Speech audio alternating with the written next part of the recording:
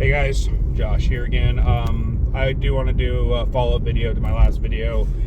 I want to give you guys 5 tips for making as much money as you can doing Uber Eats and DoorDash or any gig job in a small town. Like I said, I'm in Missoula, Montana, so yes, let's get started. And I also get a bonus in this video because I never get thumbs down.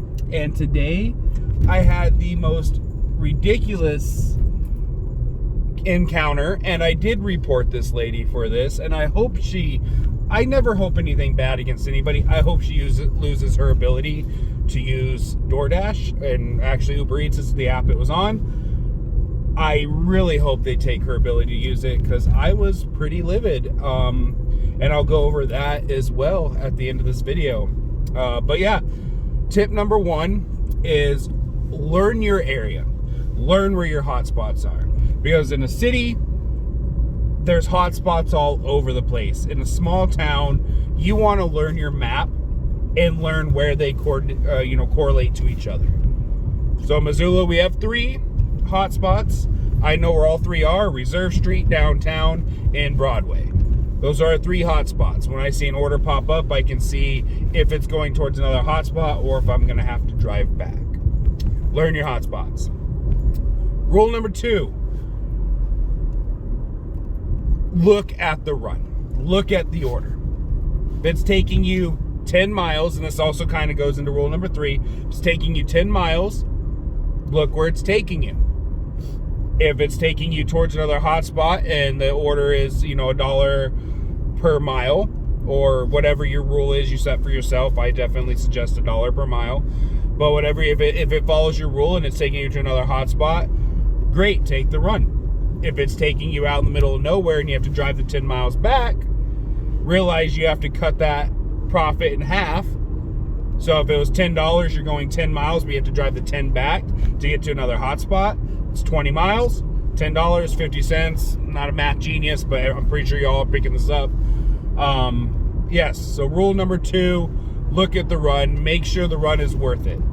Unless it violates rule number 3. Rule number 3 is remember the day you're on. If it's a Saturday and you're popping, you're busy, you're getting run after run after run, and something like that pops up, like the 10 miles out, $10, decline it. Because you're going to get another run that might be more money or less money, but you don't have to drive the 10 miles back. So you're going to be able to get more runs, make more money. On the contrary, if it's a Tuesday and it's dead and you already waited 40 minutes to get that one run and you want to make money, take the run. Even if you have to drive, because you're not going to make, if you're sitting there and no other runs pop up, yeah, you could play the odds, hope that another run pops up, but realistically, another run might not pop up. So take that, play the day. If it's Saturday and it's busy, don't take a stupid run. If it's Tuesday and it's dead, and you're not really getting anything anyway, you have a little more leniency, take some runs, make some money. That's rule number 3. Rule number 4, and this one is, in my opinion, extremely important: multi-app.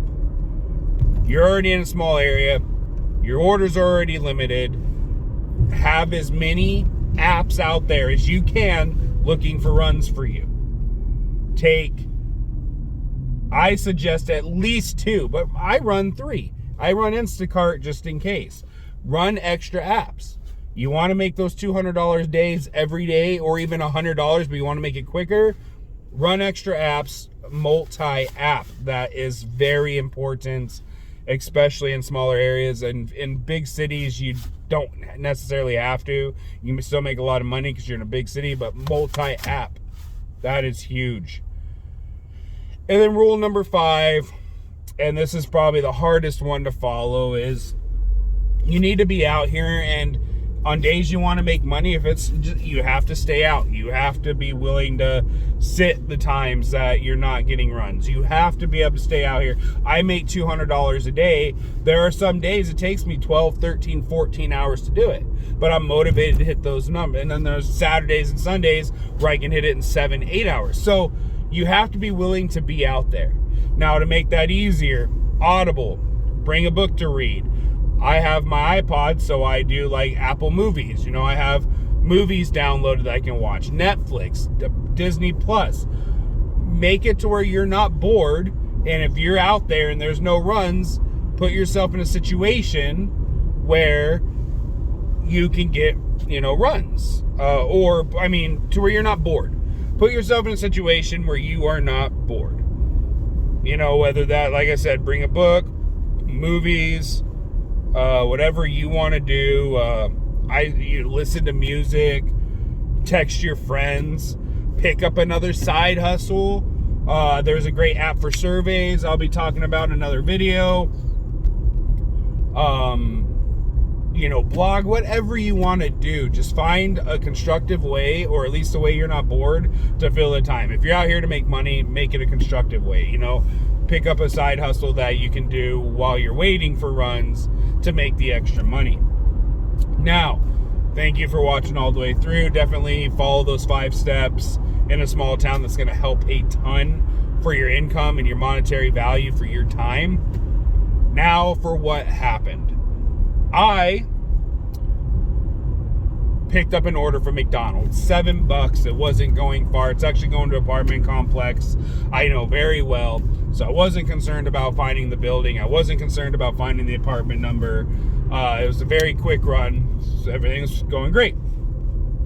Picked up the run, drove to the apartment complex, pulled outside of the building, and I was looking at the app and I was like, oh, great. The lady forgot to put her apartment number on. It's fine. It happens all the time. So I called her. She did not answer her phone. I was like, okay. Sometimes they don't answer the phone. It's a wrong number calling, blah, blah. It's an interesting number. Telemarketers, bill collectors, not everybody answers their phone. So that's all right. I texted her. I was like, hey, her name. I'm sorry. I'm outside your building. I can't seem to locate your room number. Or your apartment number. It's not on our app. And I want to be able to deliver your food. I waited a couple minutes, no response. So I called her back. Maybe she'll answer. The same number calling twice. She didn't answer. So I hit the timer. What we have to do. This is on, Uber Eats. Yeah, so I hit the timer, 8 minutes or whatever. They contact her. Well, she calls me freaking out. Blah, blah, like, oh, my apartment number is this. It's on the bottom of the app, blah, blah, just yelled at me, cussing at me. I'm like, ma'am, I'm sorry, it's not on there. I can actually show you my phone. It just says your address here. It doesn't give me the apartment number. It's not on here. I have a lot of deliveries, ma'am. I promise you it's not. I've delivered or ordered from you guys the past 10 times, and they've been able to find my apartment number. I said, ma'am, maybe it was a glitch in the app. I'm sorry. I'm literally outside your building. I can bring you up your food. And she's like, well, it's this apartment, blah, blah, blah, blah, blah, but you're blah, blah, and cussing me out, whatever. And she hung up on me, so I took her up her food. I knocked on her door. I left. She was already mad, so I didn't want to antagonize her anymore. I get down to my car. I call up Uber, let them know the experience. And I was actually still calm about it. I was like, yeah, I got kind of freaked out by a customer. Just put it on there. I want to at least note it. And I go on the app. Well, she gave me a thumbs down. I have her address, or not her address, but the order screenshotted showing there's no address or no apartment number on there. She gave me a thumbs down and completely got rid of the tip. All I did was show up, ask her for her apartment number so I can deliver her food. That deserves a thumbs down, and getting rid of the tip, screwing me over, all because I called her and asked her for her apartment number, and I was very polite. So then I called Uber back. I was like, no, now I'm pissed. I was like, you guys need to get rid of that phone number, or that thumbs down. I was mad. I was like, this looks bad against me. I've had one thumbs down. Sorry, there's almost an accident right there. I've had one thumbs down in 3,000 deliveries. One. And that was straight up. It was a really late night. I could not find the guy's building. I could hear he was getting irritated. I was like, okay, he's mad. I wasn't able to find it. He gave me a thumbs down. That's different. This lady, I was outside her building. She forgot to give me the information, and she takes it out on me. I was mad. I really hope they delete her account. I really hope she's never allowed to order again, cussing me out. I have her screenshot. So much of me wants to write her a note like, hey, Mrs. blah, blah, blah, blah, blah. This is your driver. Remember me? Here's the screenshot. You're at your apartment's not on there. Thank you for freaking out on me. I'm sorry that you're having such a bad day. Thank you for the thumbs down, even though I did nothing wrong. Thanks for getting rid of the tip, even though I provided you a service. You know, just thank you for being such a lovely individual. I am irritated. Maybe I'm in the wrong. Leave the comments if you think I'm in the wrong, but I'm mad about the situation. I'm legitly mad. But anyway, that's my story, what happened today. It is what it is. You know, it's water under the bridge now. I'm still out there. I'm still making money. And she is, you know, who she is. Remember the five tips for making this work in a small town. You know, stay safe out there, guys, and talk to you guys later.